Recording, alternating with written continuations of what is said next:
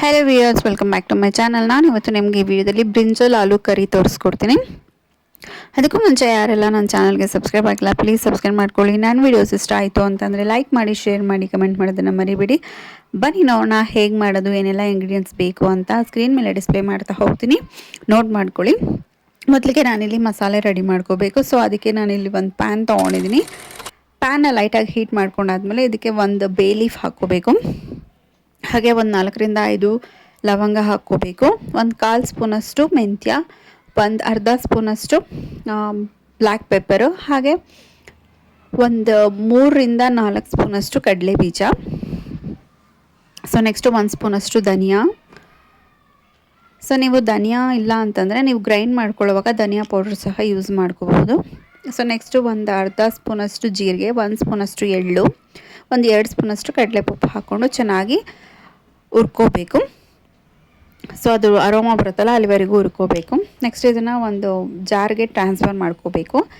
Next ನಾವಿಲ್ಲಿ ಬದನೆಕಾಯಿನ ಬೇಯಿಸ್ಕೋಬೇಕು. ಬದನೆಕಾಯಿ ಚೆನ್ನಾಗಿ ತೊಳ್ಕೊಂಡು ಸ್ಲಿಟ್ ಮಾಡಿ ಮಿಡ್ಲಲ್ಲಿ ಉಪ್ಪು ಮತ್ತು ಎಲ್ಲ ಹಾಕ್ಕೊಂಡು ಒಂದು ವಿಸಿಲ್ ಕೂಗಿಸ್ಕೊಂಡು ಅದ್ರ ಜೊತೆಗೆ ಆಲೂ ಸಹ ಬೇಯಿಸ್ಕೋಬೇಕು.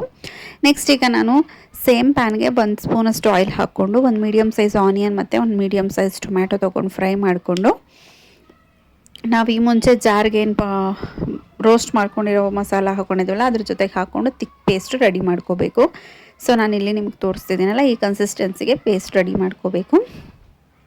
ತುಂಬಾ ನೀರಾಗೋಬೇಡ, ತುಂಬ ಗಟ್ಟಿಯಾಗಬೇಡ, ಈ ಕನ್ಸಿಸ್ಟೆನ್ಸಿ ಸಾಕು. ನೆಕ್ಸ್ಟು ಸೇಮ್ ಪ್ಯಾನ್ಗೆ ನಾನು 3ರಿಂದ 4 ಸ್ಪೂನಷ್ಟು ಆಯಿಲ್ ಹಾಕ್ಕೊಂಡು ಆಯಿಲ್ ಚೆನ್ನಾಗಿ ಆದಮೇಲೆ ಕರ್ಬೇವಿನ ಸೊಪ್ಪು ಹಾಕ್ಕೊಳ್ತಾ ಇದ್ದೀನಿ. ಕರ್ಬೇವಿನ ಸೊಪ್ಪು ಫ್ಲೇವರ್ಗೆ ಹಾಕ್ತಾಯಿದ್ದೀನಿ. ಸೊ ಇದಿಷ್ಟು ಚೆನ್ನಾಗಿ ಕಾದ್ಮೇಲೆ ಎಣ್ಣೆ ಮತ್ತು ಕರ್ಬೇವಿನ ಸೊಪ್ಪು, ನೆಕ್ಸ್ಟ್ ಇದಕ್ಕೆ ನಾವು ಪೇಸ್ಟ್ ಮಾಡ್ಕೊಂಡಿದ್ದೀವಲ್ಲ ಮಸಾಲೆ ಅದನ್ನು ಹಾಕ್ಕೋಬೇಕು.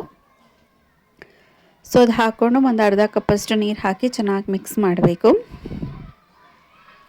ಸೊ ತುಂಬ ನೀರು ಹಾಕ್ಕೊಳಕ್ಕೆ ಹೋಗ್ಬಿಡಿ, ಸ್ವಲ್ಪ ಒಂದು ಅರ್ಧ ಕಪ್ಪು ಹಾಕ್ಕೊಂಡು ಚೆನ್ನಾಗಿ ಮಿಕ್ಸ್ ಮಾಡಿಬಿಟ್ಟು ಒಂದು 10 ನಿಮಿಷ ಬೇಯಕ್ಕೆ ಬಿಡಬೇಕು. ಸೊ ಅದು ಚೆನ್ನಾಗಿ ಬೆಂದಿದೆ ಮಸಾಲೆ ಅಂದರೆ ಸೈಡ್ಸಲ್ಲಿ ಆಯಿಲ್ ಬಿಟ್ಕೊಳ್ಳುತ್ತೆ. ಸೊ ಈಗ ನಾನು ಇದಕ್ಕೆ 1 ಸ್ಪೂನಷ್ಟು ರೆಡ್ ಚಿಲ್ಲಿ ಪೌಡ್ರ್ ಹಾಕ್ಕೊಳ್ತಾ ಇದ್ದೀನಿ. ಹಾಗೆ ರುಚಿಗೆ ತಕ್ಕಷ್ಟು ಉಪ್ಪು ಹಾಕ್ಕೊಂಡು ಮಿಕ್ಸ್ ಮಾಡ್ಕೊಳ್ತೀನಿ. ಸೊ ನೀವು ಖಾರ ನೋಡ್ಕೊಂಡು ಹಾಕ್ಕೊಳ್ಳಿ. ಸೊ ನೆಕ್ಸ್ಟ್ ಇವಾಗ ನೀವು ಬೇಕಂದರೆ ಇನ್ನೂ ಒಂದು ಅರ್ಧ ಕಪ್ಪಷ್ಟು ನೀರು ಹಾಕ್ಕೋಬೋದು.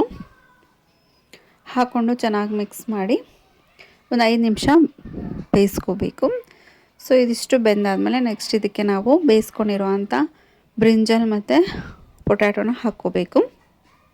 ಸೊ ಬ್ರಿಂಜಲ್ ತುಂಬ ಬೆಂದೋಗಿರುತ್ತೆ, ಸೊ ಹಾಗಾಗಿ ಜಾಸ್ತಿ ಮಿಕ್ಸ್ ಮಾಡಿಬಿಡಿ, ಅದು ಪೇಸ್ಟ್ ಆಗಿಬಿಡುತ್ತೆ. ಲೈಟಾಗಿ ಮಿಕ್ಸ್ ಮಾಡ್ಕೋಬೇಕು.